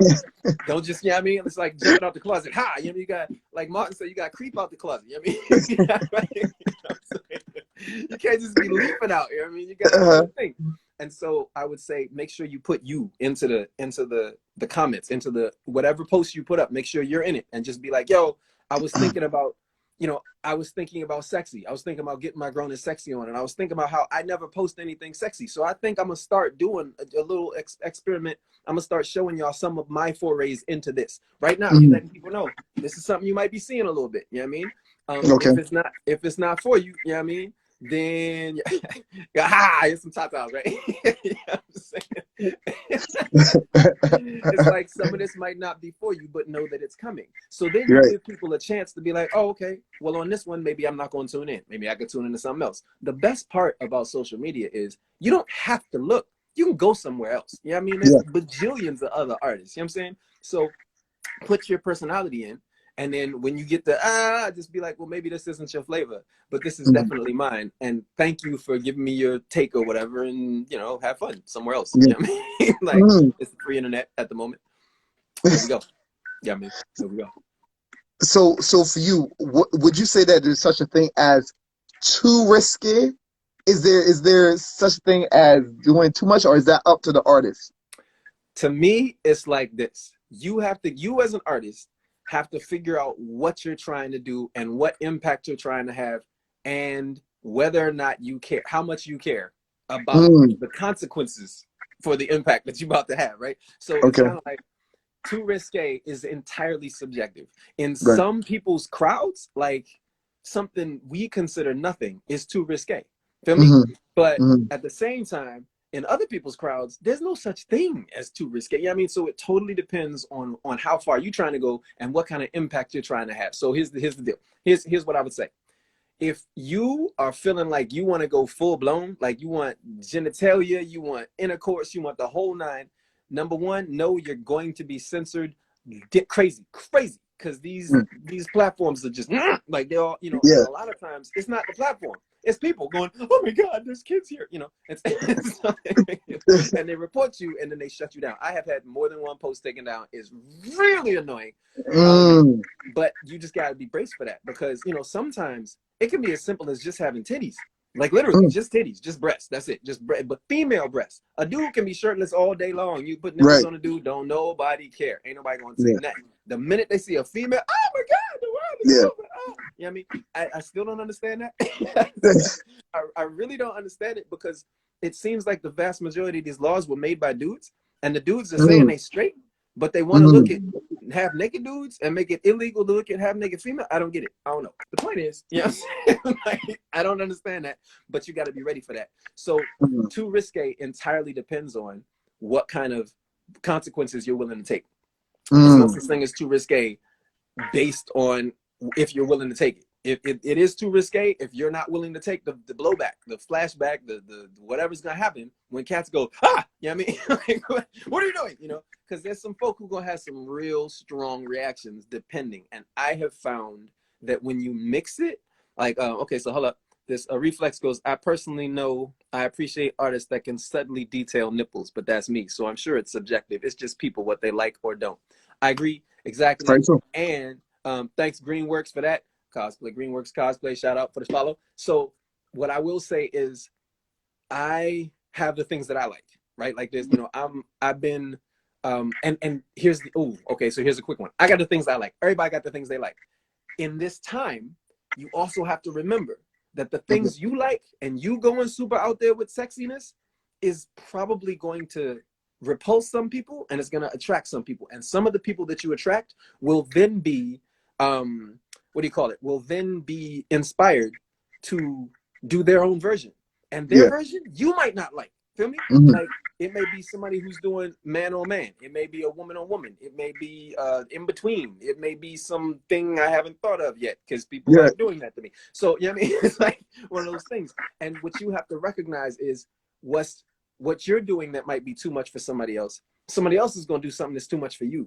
And I think the best thing to start thinking about is how are you responding when you see, stuff that's too much for you. I see it done all the time. I'm going to take a real quick example in fashion, right? Like when you see these girls on some of their apps or whatever, and some of the, they're at the party back pre-COVID, and they like, there's an outfit, but they're just naked. Like they're wearing an outfit, but it's naked. They're naked. You know what I mean? Like it's sheer and da-da-da. And in the comments, you'll see all kinds of denigrating, horrible, and a lot of it is coming from women, right?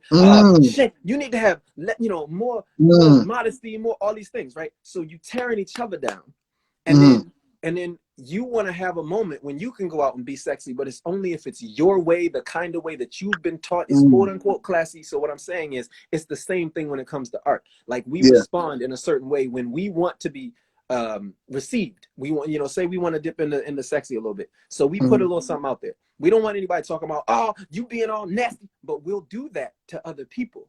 Feel me? So you gotta like chill when it comes to the way you respond to other people's stuff, so you can be setting yourself up to have folk respond the way you would like to be responded to when you start venturing into that place. Lily Pad, she goes, I like the male-female nudity thing. I feel like the male-female nudity thing is really about ownership. Men used to and still sometimes do feel they own women. That that perspective I think is true of some people, a lot of people, whatever. But I also feel like there's a whole lot of societal norms in there. It's not just men feeling like they own women. Like now it's a whole lot of ingrained societal that's been in it for a long, long time. Yeah. We are teaching our kids, male and female, are teaching your kids, you need to be modest, you need to do this, or you need to not be anything, you need to not care. So people are going like super polar as opposed to like finding their version of the middle. Somebody else goes, it's pretty much like having an OnlyFans. It's up to you to see how far you go with your content. Exactly. Yeah. Exactly. And you just, you just, yes, indeed. And just you, again, it's about you setting the rules for yourself before you put anything out there. Just recognize it's the internet. So the minute you put anything on the internet, it's the internet, okay? You know what I'm saying? So you know what I mean? It's dangerous down here. It gets deep. So like, don't trip if it don't go the way you would like it to go. Feel me? Because it might not. There's people who got all kinds of shit to say all the time. There will always be people who have something to say. One of the best things about the internet is the same thing that's the worst thing about the internet. It's everybody on there. Everybody. Yeah. Feel me? Yeah. Everybody's on there. So it's like a cross-section of humanity. So you got the dregs, the disgusting, the what are you doing? The I'ma hide behind my screen mofos. And you got the cast that's like, yo, like, let's build. Oh, that's dope, man. And like me and you, we met online. Well, at a Comic-Con, but then mostly online. You know what I'm saying? And it's just like a mutual respect to people's art. Like, oh, I like what this brother doing. Oh, I like his energy too. That's the thing. It's what they doing plus the energy. Some people will be able to override your revulsion of how far they're going based on the energy that they putting out at the same time. So I've had folk who are like, when they see my erotica stuff, they're like, normally I don't mess with that. But because you said what you said, because you presented it like you presented it, I was able to see it without being like, you know what I mean? It's the energy behind it. I like that. Yes, yo, man, thank you. This is why I wanted you on here. And peoples, I want y'all to know, listen, if you enjoy this segment, don't worry. Mike is coming back next month. He's going to have a full interview. And we already talked about doing this segment, the deep dive, with Micah Blacklight more. So before we get out of here, Mike, hit him with any info, you know, what you got going on, what's coming up, all that stuff. Okay, I try and make this fast. First off, thanks for everybody in the comments. Yeah, I like them goggles too. See what I'm saying? I stole them from my daughter. It's all good. So, you know I still got money in the basement. Don't play with me, fam. Right? Don't make me bring them out that sweet. We're gonna do it, son. You gotta do it. You gotta do it. All right, so feel me. I'm gonna try and sum it up. Micah Blacklight. I make it super easy. I'm across the platforms on Facebook, on Twitter. It's all Micah Blacklight. You know, MICAH BLACKLIGHT. All the places just so you can find me. I don't know why people got like multiple. I don't know. The point is, that's I do all kinds of stuff. I'm an artist. I'm an empowerment coach. I'm all these things. Eroticist for sure. So if you jump on page, if you go to my hub link, then it has all the things. Yeah, I mean, it's got my eroticism. It's got my like whatever. So I will definitely post the next time I'm gonna be on here. She say, I know some ladies that use that line. Normally I don't mess with this kind of stuff, but because it's you, okay, then I grab my goodie bag. Exactly, dog. Exactly. So anyway, come follow me. Turn on the post notifications. If y'all don't know how to do that, it's in them top 3 dots on a post. You just hit them, boop, and then post notifications. Enable notifications will come on. Hit that joint. Follow me on any of the other channels, but Instagram is where I ride a lot when it comes to the art specifically, and in the post. So do your damn thing. Yo, thank you so much for having me on. Thank you, brother. You already know. Always here. Always here. All right, man. See you again. Be safe, bro. Yes, sir. Yes, sir. I'm out. Boom. But listen, the love. I'm feeling it. Thank y'all so much for rocking out with us, man. Shout out to Micah for coming on. The blessing was that special segment. Listen, we ain't done yet. All right, we got more stuff for you. You know what it is? We're going to bring my boy Mose back in here. Mose, are you in the building? Mose, my Valentine. Where is he? Mose, where you at, man? Come on in here, buddy. Well, no, I want the art of Mose. Boom. Art of Mose? Yeah. Come on in here, my brother. You know, how you feeling, fam? You still feeling love? It's all good. It's all good. Listen, thanks to everyone who came out today, from Cerece to Micah to Seth to Troy. Thank you guys so much for this special episode of the Valentine's episode. Great to have you guys coming in and sharing thoughts, news, interviews, and all of that stuff. Seth, we gotta talk afterwards, please, because I don't mess with our school of fish thing, because that's messed up. It's a whole nother level of debauchery, fam. I'm gonna rewrite the entire disclaimer for next week. I'm sick of it. I'm sick of it. I don't understand that. That was just weird. That was just wrong. He's wrong. He's horrible. He's got issues, fam. He definitely needs serious help. So let me see right here. I gotta plug my phone and ignore this. All right, boom. Is that working? All right, cool.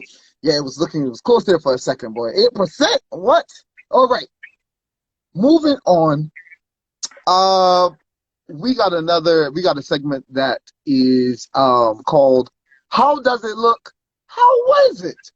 This is where we take a look at, we explore a trailer of something that's coming out, we've seen, and in the How Was It, we talk about something that it's already out. So in the How Does It Look portion, the trailer that we saw recently is Superman and Lois, the new show that's going to be coming out to the WB, and it fits right in because on today's episode we're talking about favorite couples, and this is one of Moses' first couples that he put down. So Moses, take it away. What did you think of the new trailer?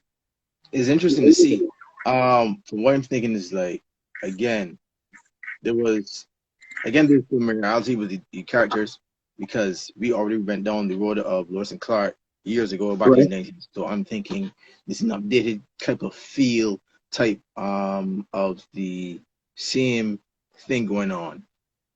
And I hope I get to see everything that they get into and move into as it becomes a whole thing together, because again the show was a whole thing by itself from before, so I'm looking forward to what they do with it and how they do it so well. I just hope that it doesn't go back into a time where everything just has a high and it has a low, especially with being with how how DC has been dealing with their properties and with shows and stuff. So I just hope it doesn't do that. But it looks pretty interesting. I can give it a try, even though DC has not been on the biggest track record of doing stuff these days. But I'll give it a try and see what's going on. Okay. Because it's Superman. Not because it's Superman, because we all know how sometimes Superman gets. Okay. So I see here, Jay Black said, "For a man that could go into the Phantom Zone when wasting when the time." Taking it, Jay Black, you're not a fan of Superman. So this is what it says. It says, after years of facing supervillains, monsters, and alien invaders, the world's most famous superhero, the Man of Steel, a.k.a. Clark Kent, and comic books famed journalist Lois Lane, come face to face with one of the greatest challenges ever, dealing with being working-class parents in today's society, complicating the already daunting job of raising two boys. Clark and Lois worry about whether their sons, Jonathan and Jordan, could inherit their father's Kryptonian superpowers as they grow older. Returning to Smallville to handle some Kent family business, Clark and Lois are reacquainted with Lana Lang and her fire chief husband, Kyle Cushion. The adults aren't the only ones rediscovering old friendship in Smallville, as the Kent sons are reacquainted with Lana and Kyle's rebellious daughter, Sarah. Of course, there's never a dull moment in the life of a superhero, especially with Lois's father, General Samuel Lane, looking for Superman to vanquish a villain or save the day at a moment's notice. I'm good on this, fam. I will not be watching it. I got no interest in it. I know today is Valentine's Day. We were supposed to be talking about love. I'm going to try to say it lovingly. I'm over it. I'm cool. I don't need to see Superman and his two kids that I don't even know how he still has sex with Lois Lane. I don't know how it's physically possible. Not that saying Lois Lane in any iteration is a hideous person, but I don't understand how it works. I don't understand how her DNA will even mix with his DNA will mix with the humans. I don't know. He does look kind of human, but I don't know. I don't like this. I don't like how Superman looks in this. I'm good. I might watch the first episode just to see, just to get a feel for the series. But after the letdown that is Flash, after dealing with Green Arrow, the Arrow, who I stopped watching that in the first season. To me, it's just one episode, and let's see how it works. Because if not, I could just try it and see what's happening. But after that, if it doesn't go there as well, it's like, it can hit the Phantom Zone very fast. I don't waste that time. You know what I'm saying? Yes. So we'll see. It premieres February 23rd on the CW. So we will be. I guess we'll be back after then, and we'll give our review of the first episode. Are you guys interested? What do y'all think? You excited? What's the storylines? I don't even know. I don't know. I'm okay. moving on to the second half of our segment. How does it look? How was it? This is the part where we review something that we actually saw. And every week so far, it has been WandaVision. Why? Because it's the truth. It's that damn good. And we're going to do it every week till it ends. All right? Deal with it. Deal with it. It's that good. Spoilers ahead. So if you don't want to hear it, that's on you. You can leave. You here? Are you still here? Good. Last week, we tried to do it spoiler-free, but now we can talk about it. It was the introduction of Pietro Maximoff into the Marvel U. All right? After his untimely death, that still hurts me in my chest that they killed my man Quicksilver. After his untimely death, the only Quicksilver we had was in the horrible, horrific X-Men movies. But in last week's episode, somehow... Please do not remind me of anything that Fox have done for the last couple. I'm sorry. Okay, all right. I'm sorry. Okay. But after with one sentence, Darcy said, Wanda recast Pietro, and we have the intro of a new Quicksilver in the Marvel universe. I love it. Make my Marvel. Disney, take my money, take my soul. You have it. What more do you want from me? What more? In this episode, Moors, what'd you think? We had some. It was a nail biter. It was some good moments. What'd you think of this episode? Right, let me just recap for stuff for last episode. Because Wanda has this whole thing on lock because she and Vision are no trying to at least feel to be a couple, but Vision is realizing that something is wrong. So I'm saying like he's coming towards everything, so he's trying to figure out what is you are doing right now. A lot of things you said you won't do, you are doing. He's questioning everything. So that plays in a little bit in this episode that aired. So even if everything that Pietro has just shown up in, how is it that he looks different? How is it that he just shows up?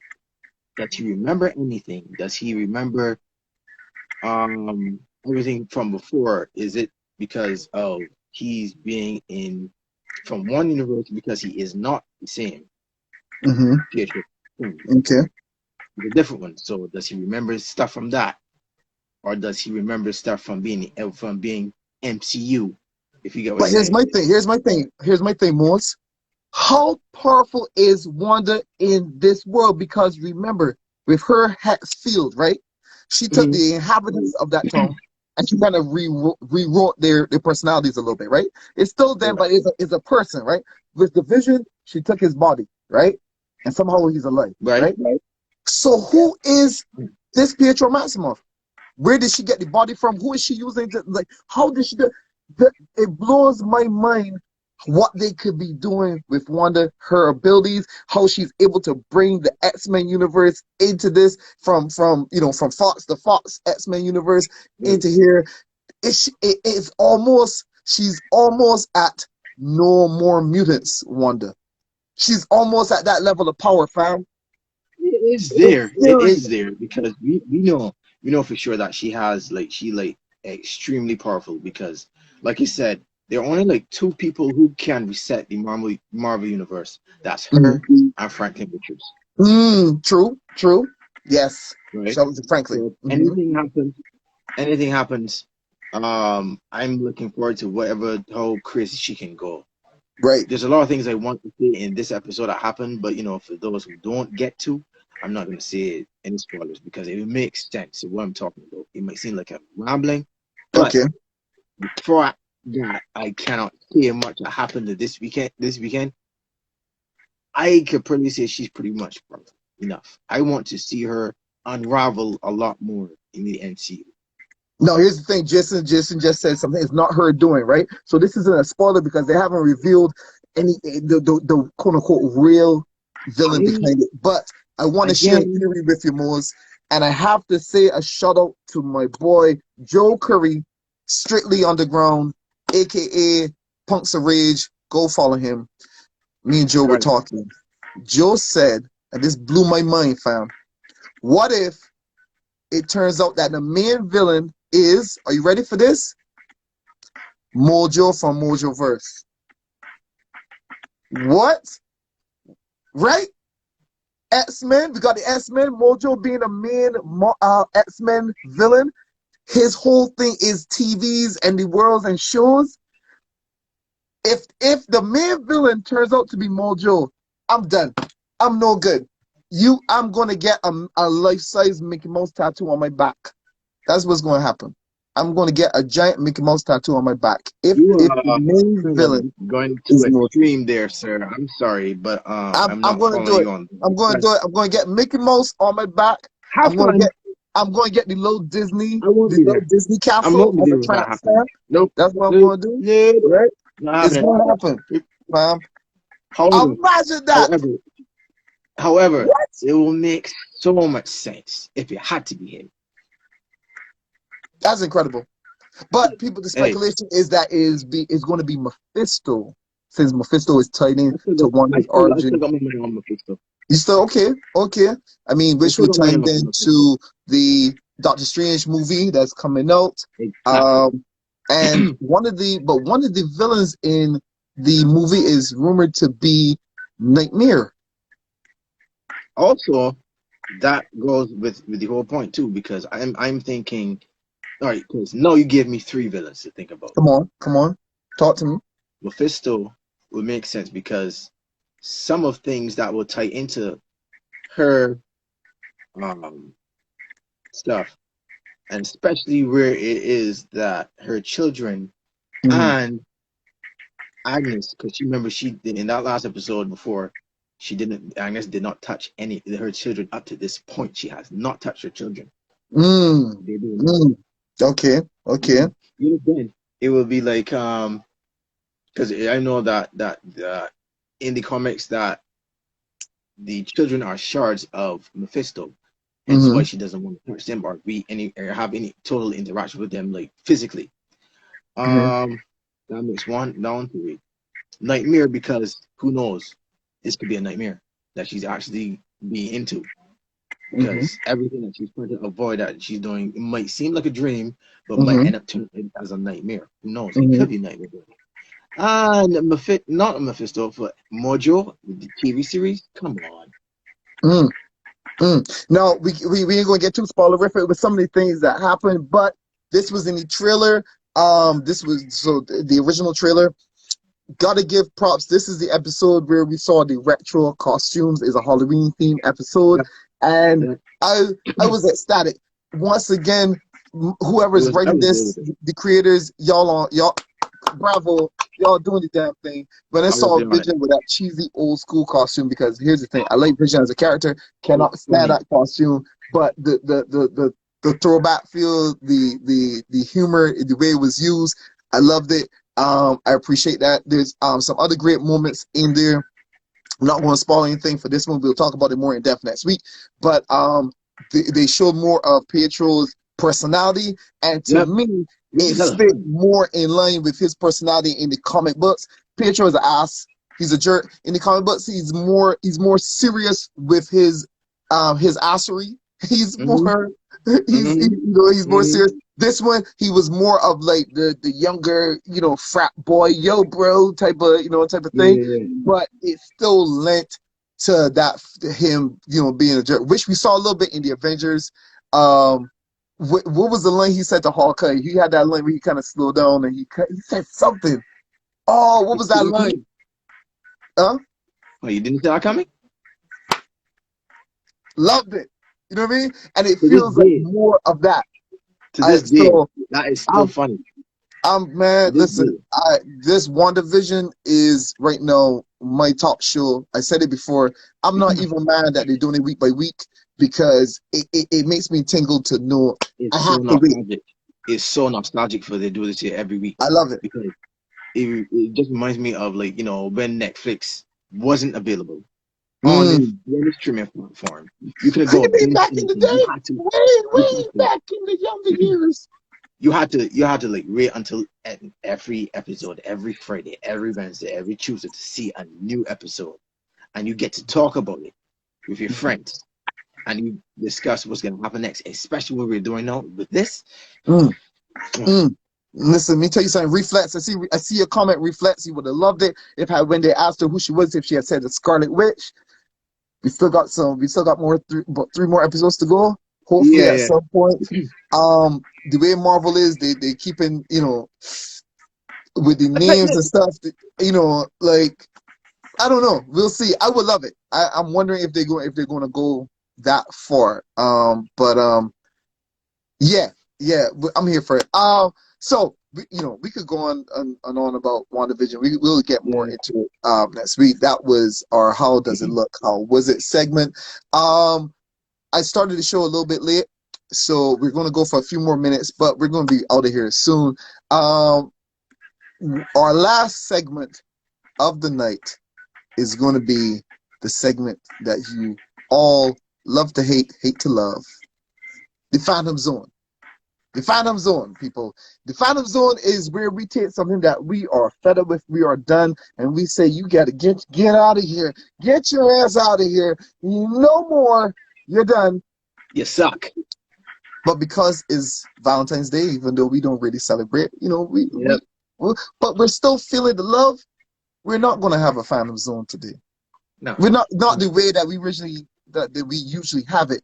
What we're going to do today is we're going to check in on some of the residents of the Phantom Zone. We're going to make sure that they're fed. We're going to make sure that they're taking their showers, they're getting their exercise out there in the yard and stuff like that. You know, they got the proper weights and all that stuff, because we care.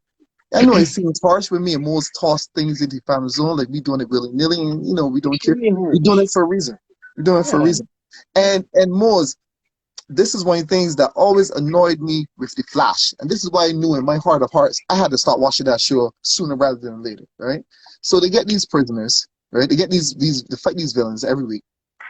And then they just lock them up down in the basement of wherever they were. What was that, Star Labs? They would just lock them up in the pipeline, right? And the irony is, Flash, right, Barry Allen, was fighting to get his dad out of jail. Right. But yet, every week, he's taking somebody that had no trial, right? No jury, no peers there to pass on judgment. He would take these people and he would lock them up. And it was always like, how? And what are they eating? And how do they bathe? And where did they go to the toilet? What's going on here? What are we doing? And they just standing up there in these little cubes. So we want to show some love for the Phantom Zone. And we want to we just want to say Happy Valentine's Day to everybody who's occupying that space now. Moses, is there anybody in particular in the Phantom Zone that you want to check in on? You want to make sure that they're good? You know what I mean?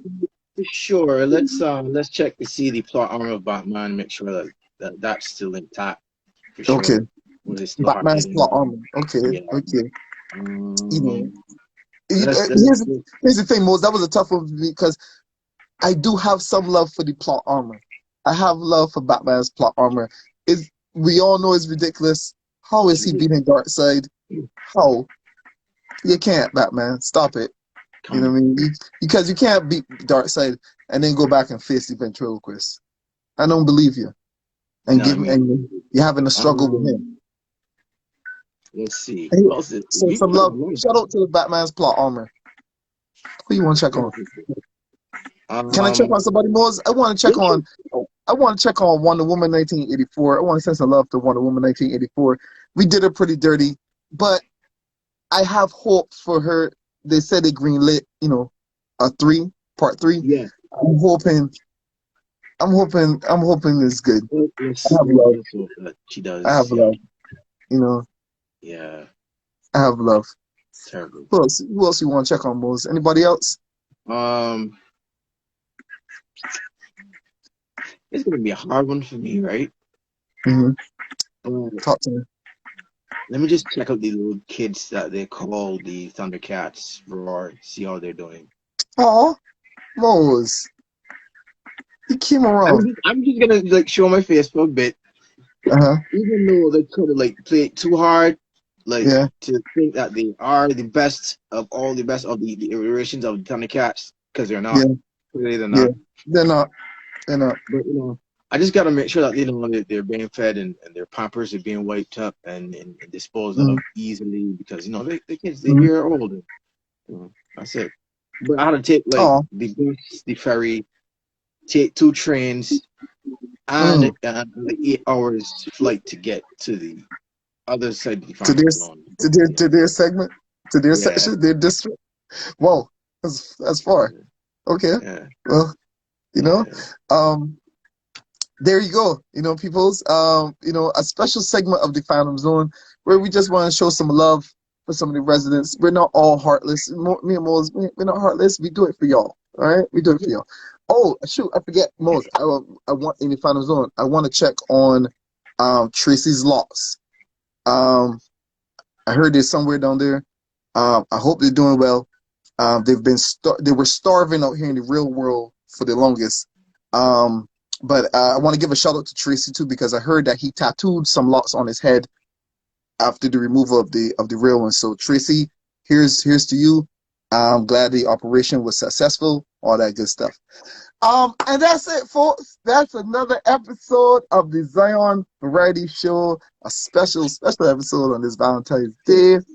Before we get out of here, Mose, you know how we do, man. We want to give a little shout out to all the to you, everybody who is here with us, who came on.